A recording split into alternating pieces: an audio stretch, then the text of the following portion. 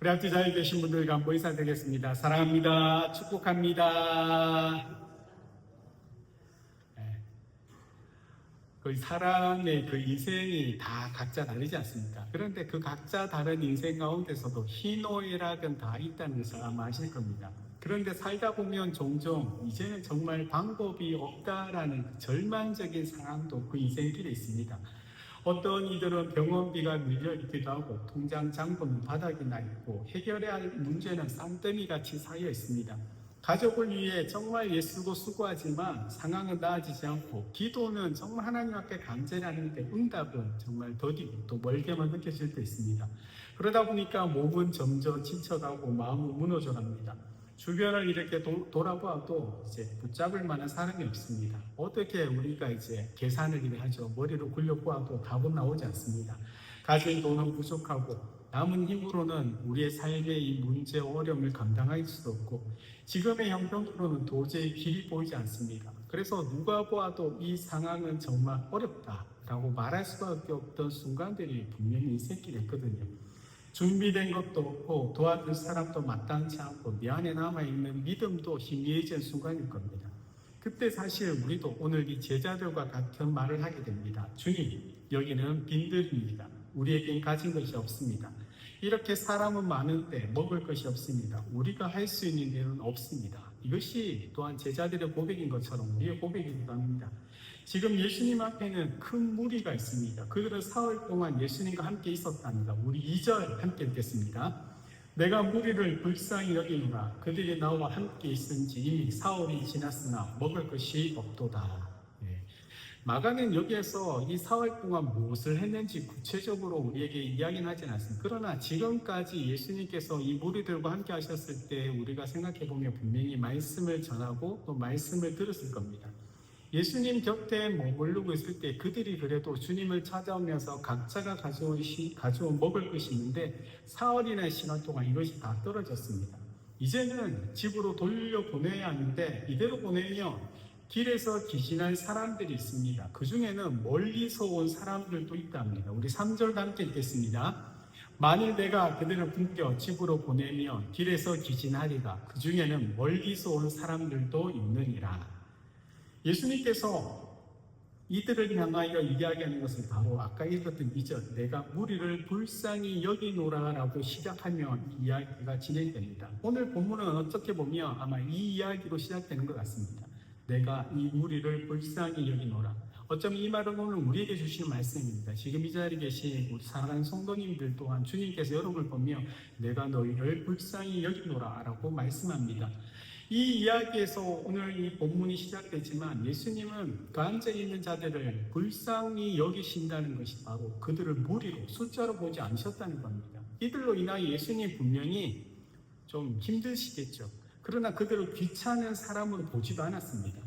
말씀을 듣고 그저 흩어져야 할 그런 청중으로는 보지 않습니다. 예수님은 그들을 불쌍히 여기셨다라고 이야기하고 계십니다. 그래서 그들의 배고픔을 주님은 외면하지 못하셨던 겁니다. 그들이 걸어가야 할 길이 먼 이도 있기 때문입니다. 그들이 연약함을 주님 또한 보시고 알고 계십니다. 그러다가 어쩌면 이들이 쓰러질 수 있음 또한 알고 계십니다. 그런데 본문에서는 아까 말씀드린 것처럼 예수님 이들과 무엇을 했는지 기록되어 있지 않지만 무리를 불쌍히 여기신 주님은 이 앞에 있던 오병이의 기적에서 무리가 목자 없는 양 같음을 알고 이곳의 무리들도 어쩌면 같은 마음으로 그들을 바라보실 수도 있었습니다. 그래서 오늘 본문은요, 예수님께서 이 목자 없는 양, 불쌍히 여기는 이들에게 무엇을 가르친 것에 대한 이야기는 전혀 없습니다. 바로 이 무리의 배고픔에 대해서입니다. 그래서 오늘 본문만 보면 사실 예수님은 우리의 영혼을 돌보시지만 또 한편으로는 이 본문을 통해 우리의 육체적인 필요 또한 돌보고 계시다는 것을 알게 됩니다. 주님은 분명히 함께 있던 자들에게 하늘의 말씀을 양식을 주셨지만 이 땅의 굶주림 또한 외면하지 않습니다. 말씀을 듣는 사람들의 그 배고픔까지 헤아리는 분이 바로 우리 주님입니다. 우리가 영적으로 지쳐 있을 때뿐만 아니라 육적으로도 약해져 있을 때 우리 삶에 필요한 것들, 우리 앞에 막막해질 것들에 대해서도 주님은 동일하게 우리를 불쌍히 여기고 계신다는 겁니다. 마가복음에는 무리를 먹이신 이 기적 같은 사건이 두 번 나옵니다. 첫 번째는 그 앞서 있는 마가복음 6장에 나오는 오병이어 사건이고요. 그때 예수님은 떡 5개와 물고기 2마리로 남자만 5,000명을 먹이셨습니다. 그리고 오늘 이 본문은 떡 7개와 작은 생선 몇 마리인데 4,000을 먹이면서 이 사건이 우리가 아는 칠병이의 기적입니다. 우리 6절과 9절 우리 함께 읽겠습니다. 예수께서 무리를 명하여 땅에 앉게 하시고 떡 7개를 가지사 축사하시고 떼어 제자들에게 주어 나누어 주게 하시니 제자들이 무리에게 나누어 주더라. 또 작은 생선 2마리가 있는지라 이에 축복하시고 명하사 이것도 나누어 주게 하시니 배불리 먹고 남은 조각 7광주리를 거두었으며 사람은 약 4,000명이었더라. 예수께서 그들을 흩어 보내시고.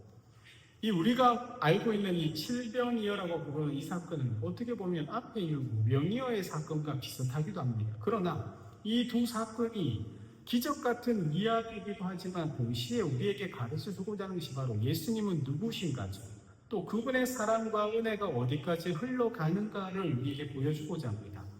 오병이어 사건을 통해서는 예수님이 이스라엘의 선한 목자이심을 드러냈다면 이 칠병이의 사건은요, 이 은혜의 식탁이 이스라엘의 울타리만이 아닌 그 너머 이방인에까지 확장되고 있다는 사실을 우리에게 보여줍니다.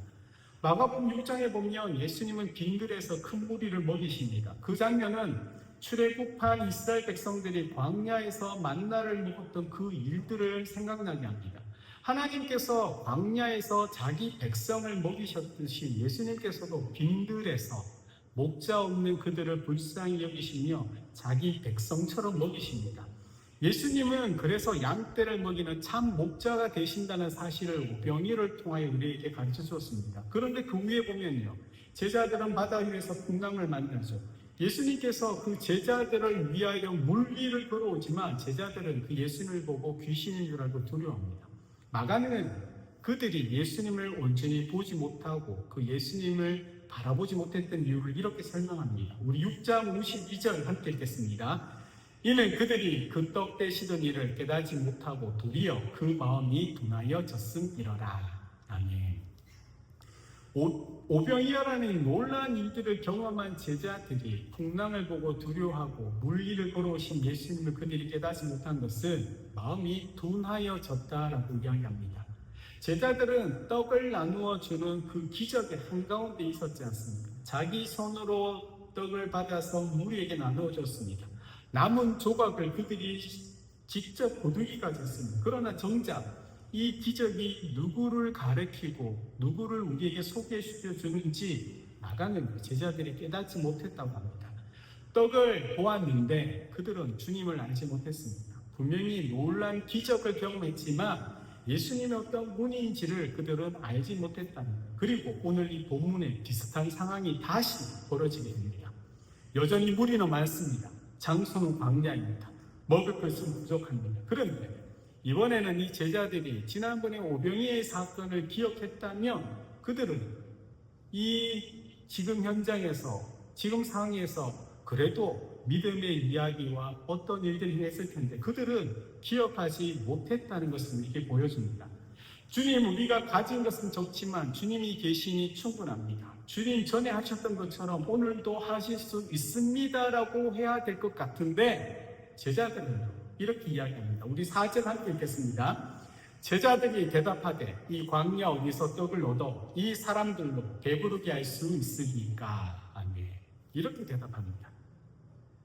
이 장로들의 전통에서 예수님께서 우리의 마음에서 나와야 할 것이 무엇인가의 물음에 주님은 수로보니게 그 이방 여인을 통하여 가르쳐 주셨습니다. 바로 믿음이죠. 우리 마음의 믿음의 입술로 고백이 우리 마음에 담겨 있는 것이 우리의 삶으로 입술로 드러나야 한다고 가르쳤습니다. 주님을 향한 믿음의 고백이 우리 마음에 있다면 이것이 제자들의 그 지금의 상황에서 그들 입술로 나타나야 한다는 거죠. 그러나 제자들의 마음은 여전히 둔하여져 있는 것처럼 보입니다. 그들은 광야에서 기적을 보았고 기적을 경험했습니다. 주님의 손에서 넘치는 떡을 보았습니다. 그리고 다시 광야에 서 있습니다. 부족함 앞에 서 있습니다. 계산이 되지 않는 현실 앞에서 그들은요, 믿음의 고백이 아닌 믿음의 없음의 모습으로 지금 돌아가고 있다는 겁니다. 그런데 이런 제자들의 모습이 우리의 모습이기도 하지 않습니까? 우리 또한 은혜를 경험합니다. 주님이 도우신 일들을 알고도 있습니다. 분명히 어떠한 순간에서는 하나님께서 하셨다라고 고백하는 순간도 있었습니다. 그런데 새로운 광야가 오게 되면 우리 또한 흔들리게 되고, 새로운 문제가 오면 우리 또한 계산하게 됩니다. 새로운 결핍 앞에 서면요, 믿음으로 주님을 부르고 고백하는 것만이 아니라 우리는 더 염려와 또다시 걱정 가운데 붙들려 두려워하게 됩니다. 이런 제자들의 모습을 보면요, 믿음이라는 것이 과거의 은혜를 지금 현재의 광야에서 기억하는 것이라는 것을 우리가 알 수 있습니다. 믿음은 과거에 그때 하나님이 우리를 도우셨다고 말하는 것만이 아니라, 믿음은요, 그때 도우신 하나님이 지금도 우리 가운데 함께 하시며 우리를 도울 것이라고 고백하는 것이 또한 믿음입니다. 그러나 우리의 믿음 없음의 모습에도 불구하고 주님은 다시 묻습니다. 우리 8장 5절 함께 읽겠습니다. 예수께서 물으시되 너희에게 떡 몇 개가 있느냐? 이르되 7이로소이다 하거늘. 주님은 제자들에게 그 믿음 없음에 대하여 전혀 이야기하지 않습니다. 그들이 가지지 않은 것들 또한 묻지도 않습니다. 왜 너희에게 5,000명을 먹일 만한 믿음이 없느냐라고 말하지 않습니다. 주님은 우리에게 가진 것을 물어봅니다. 너희에게 떡 몇 개가 있느냐? 제자들이 7개가 있답니다. 떡 7개, 그리고 작은 생선 2마리. 이것은 지금 모인 이 무리들, 4,000명이라고 말하는 이 무리들 앞에서는 아무것도 아닌 양입니다. 사람의 손에 들고 있으면 너무너무 부족합니다. 계산해도 답이 나오지 않습니다. 그런데 주님의 손에 들려지니까 전혀 다르게 나타납니다. 예수님께서는 무리를 땅에 앉게 합니다. 그리고 떡 7개를 가지고 축사합니다. 떼어 제자들에게 줍니다. 제자들은 그것을 다시 무리에게 나누어 줍니다. 작은 생선도 축복하시고 나누게 합니다. 그런데 재미있는 것은요, 마가는 이 기적 같은 일들이 어떻게 진행되고 일어났는지에 대하여 우리에게 설명하지 않습니다. 떡이 어느 순간 갑자기 산더미처럼 쌓였는지, 어떻게 제자들의 손에서 계속해서 불어났는지, 광주리 안에서 떡이 줄어들지 않고 계속 나오는지, 그것은 이야기하지 않습니다. 그래서 우리 또한 알 수 없습니다. 다만 마가는요, 이 사건을 통하여 우리의 시선이 그 기적 같은 일들이 아니라 그 일을 행하신 주님께 초점을 맞추고자 이야기를 진행합니다. 예수님이 떡과 물고기를 가졌지 않습니까? 또한 예수님이 감사하셨습니다. 예수님이 그것을 떼셨습니다. 예수님이 그것을 제자들에게 주었습니다. 그리고 먹고 배불렀다라는 것이 사실 이 내용의 전부입니다. 광야의 이 식탁이죠. 광야의 식탁은 사람이 준비해서 시작되지 않았습니다. 주님께서 그들을 어떻게 보았답니까? 긍휼히 여겼다는 거죠. 이 모든 것들은 주님의 긍휼에서 시작됩니다. 광야의 식탁은 충분한 자원에서 시작되지 않습니다. 떡과 물고기가 많은 것이 아니었죠. 떡이 7개와 물고기 생선 2마리뿐입니다. 그런데 주님의 손에 들린 그 작은 순종에서 시작되었던 겁니다. 그런데 우리는 자꾸 우리에게 무언가 있어야지만 무언가를 드릴 수 있다고 생각합니다. 내가 시간이 충분해야지만 주님의 일들과 교회를 섬기겠다고, 내 마음에 여유가 생기면 이제 사랑하겠다고, 내 안에 물질이 넉넉해지며 나누어 주겠다고, 내 믿음이 커지면 헌신하겠다고 우리는 말합니다. 그러나 주님은 지금 우리에게 묻는 것이 네게 있는 것이 무엇이냐? 네 손에 들린 떡은 몇 개냐고 합니다. 네가 보기에는 이것이 부족하고 네게 아무것도 없다지만 그것을 내게 맡길 수 있느냐라고 물으신 겁니다. 주님은 우리가 가진 것에 대하여 많고 적음에 그렇게 상관하지 않습니다. 우리에게 떡 7개와 물고기 2마리 밖에 없다 할지라도 사실은 주님은 그것을 요구하지 않습니다. 주님은 단지 우리가 주님을 향한 믿음을 가지고 있기를 원하고 계실 뿐입니다. 마가복음 7장에서 그렇게 예수님께서는요, 수르보니게 여인을 통해 우리에게 가르쳤습니다. 그 여인은 유대인이 아닌 이방 여인입니다. 귀신 들린 자기 딸을 고쳐달라고 예수님께 나와 간구합니다. 예수님은 그런데 자녀의 떡을 개들에게 던지는 것이 마땅치 않다라고 모욕적인 말을 합니다. 그러자 여인은 7장 28절 함께 읽겠습니다. 여자가 대답하여 이르되 주여 옳소이다마니 상 아래 개들도 아이들이 먹던 부스러기를 먹나이다. 아멘. 여인은 예수님의 모욕적인 말을 들음에도 불구하고 예수님의 은혜를 붙잡고자 합니다. 그렇게 믿음으로 나온 여인에게 예수님은 은혜를 베풀어 줍니다. 그리고 이어서 데가볼리 지방에서 귀먹고 말 덧없는 사람을 또한 고친 사건이 등장합니다. 이 7장에서 계속해서 이어지는 이 흐름 속에 사실은요, 오늘 이 칠병이어의 이야기가 있는 겁니다. 그래서 이 광야에 많은 뿌리가 있다 하지만 이 광야라고 얘기할 때 앞에서 내용보면 데가볼리 지역 근처라며 명확하게 장소가 나오진 않지만 이 칠병이어의 사건이 일어나는 지역이 이방 지역과 연결되어 있다라고 우리가 생각할 수 있습니다. 그래서 예수님께서는 그 스로보니게 여인에게 말했던 것처럼 자녀의 떡을 이방에게 주지 않겠다고 하셨는데 지금 그 떡이 이스라엘을 넘어 멀리 있는 사람들에게 이방에게까지 전해지고 있지 않습니까? 구약의 그 선지자 이사야의 선을 보면요, 마지막 날에 모든 민족이 여호와의 산으로 몰려올 것이라고 말씀합니다. 하나님께서 만민을 위해 기름진 것의 잔치를 베푸실 것이라고 또한 예언합니다. 하나님의 구원이 땅끝까지 이르게 될 것이라고 말씀합니다. 그런데 오늘 이 본문을 보면 그 이사야 선지자의 그 약속이 지금 예수님으로부터 예수님 안에서 시작되고 있다는 것을 우리에게 보여주고 있습니다. 메시아의 잔치가 이스라엘만의 잔치라고 생각했던 그 유대인들의 생각이 아닌 자격 있는 사람들만한 잔치가 아니라 그 식탁은요, 먼데 있는 사람들까지, 경계 밖에 있는 사람들까지, 부스러기라고 구하던 사람들에게까지 열리는 겁니다. 그래서 이 복음이 우리에게 전해졌던 겁니다. 우리는 모두 예수님의 그 식탁에 초대받은 사람들입니다. 그 식탁에 앉아있는 우리는요, 자격이 있어 앉은 것이 아니지 않습니까? 오직 주님의 은혜로 앉아있을 뿐입니다. 주님이 저와 여러분들을, 우리를 불쌍히 여기시기 때문입니다. 주님이 우리를 먹이시기로 작정하셨기 때문입니다. 제자들은 떡을 만들어내는 사람들이 아니지 않습니까? 떡을 기적적으로 불리는 능력이 그들에게는 없습니다. 그러나 제자들은요, 주님께 받은 떡을 나누어 주는 사람들입니다.